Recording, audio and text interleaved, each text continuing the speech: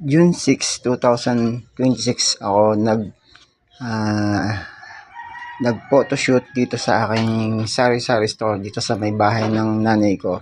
And then gabi pa lang ng June 5, so dinisplay na namin yung yung mga paninda. It's a blessing na makapag-start talaga ng ganitong maliit na negosyo and umunlad and mapalago pa, makaraos sa pamumuhay, kasi hindi biro ang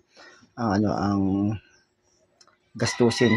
Halos nagbabayad ka ng renta ng bahay, kuryente, tubig, tsaka pang araw-araw, pangkain. At least meron pinagkakabalan o hanap buhay. Nagpapasalamat tayo sa Stand Pangkabuhayan sa ganitong pagbibigay ng pangkabuhayan na pinagkaloob sa akin.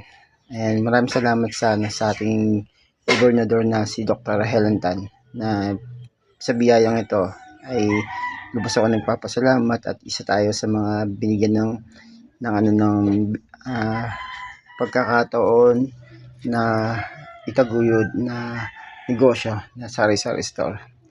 And then sa lahat ng binubuo ng panlalawigan ng Quezon, isa tayo sa mga pinagkalooban ng biyaya. Is a blessing na nagkaroon tayo ng kaalaman sa entrepreneurship, training, and seminars na nangyari ito sa Quezon Convention Center, Lucena City, sa Quezon Province. Maraming salamat po, Gob Helen Tan. Maraming salamat. It's a blessing and God bless for you. Thank you so much.